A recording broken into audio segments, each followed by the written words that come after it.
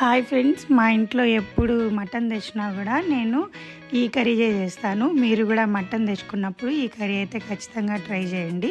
ఏ విధంగా చేయాలో చూద్దాం. ఫస్ట్ జార్లో 4 టమోటా, 10 క్యాష్యూ నట్స్ వేసుకొని మెత్తగా గ్రైండ్ అయితే చేసుకుందాము. తర్వాత ఒక కుక్కర్ పెట్టి దాంట్లో ఆయిల్ వేసి కర్రీ లీవ్స్, 2 పించుల చెక్క, 3 లవంగాలు, తర్వాత వచ్చేసి ఇలాచీ ఒకటి, నెక్స్ట్ కొన్ని మిరియాలు.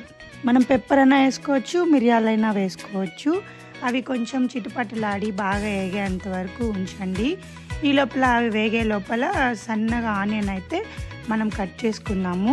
ఆనియన్ వేసుకొని 3 ఎండుమిర్చి, 3 పచ్చిమిర్చి తరుక్కొని వేసుకున్నాము. తర్వాత ఇది బాగా మిక్స్ చేసుకున్నాము ఆనియన్ని.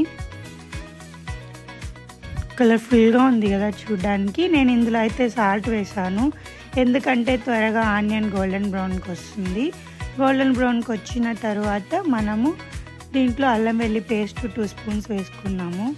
తర్వాత ఇది బాగా పచ్చివాసన పోయేంత వరకు బాగా వేయించుదాము.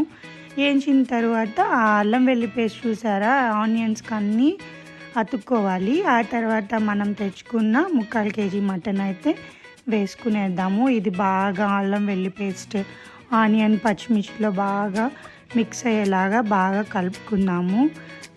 బాగా కలిపిన తర్వాత దీంట్లో వాటర్ రిలీజ్ అవుతుంది కొద్దిగా. అప్పుడు మనం పసుపు టేస్ట్ కోసం ఇంతకుముందు సాల్ట్ వేసాను, అందుకే ఇప్పుడు రాళ్ళుప్పు కొంచెం వేస్తున్నాను. ఏమైనా రాళ్ళుప్పు వేస్తే టేస్ట్ బాగుంటుంది కదా కూరలకి, అందుకోసమే. నెక్స్ట్ అయితే దీన్ని బాగా మిక్స్ చేసుకున్నాము. ఇలాగ వాటర్ కొంచెం బయట రిలీజ్ అవుతుంది, అది బాగా ఇమిరేంత వరకు బాగా వేయించుదాం మటన్ని బాగా వేయించిన తర్వాత మనం ఇంతకుముందు టమోటా క్యాష్యూ నట్స్ పేస్ట్ చేసి పెట్టుకున్నాం కదా, అదైతే ఇందులో వేసేద్దాము.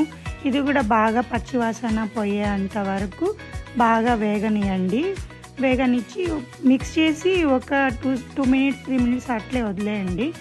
ఆ తర్వాత వాటర్ బాగా పీల్చుకున్న తర్వాత 2 స్పూన్ల కారము, 1.5 స్పూన్ ధనియాల పొడి, 1/2 స్పూన్ వచ్చేసి గరం మసాలా వేసుకొని మిక్స్ చేయండి. బాగా మిక్స్ చేయండి. మిక్స్ చేసిన తర్వాత ఇది బాగా ఇమిరి పైన అయితే నూనె తేలుతుంది. అప్పుడు 2 టేబుల్ స్పూన్ మటన్ మసాలా, ఆచి మటన్ మసాలా, కొత్తిమీర కొద్దిగా వేసుకొని మిక్స్ చేసుకోండి.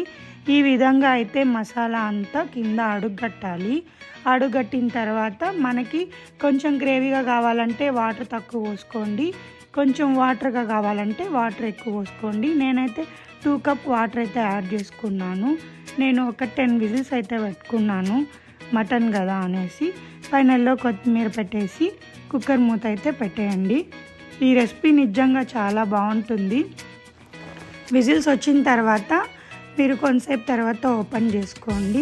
నిజంగా ప్రతి ఒక్కరూ ట్రై చేయండి. ట్రై చేసి, నేను సీరియస్గా చెప్తున్నాను, టేస్ట్ చాలా బాగుంటుంది. ట్రై చేసి ఎలా వచ్చిందో నాకు కామెంట్ చేయండి.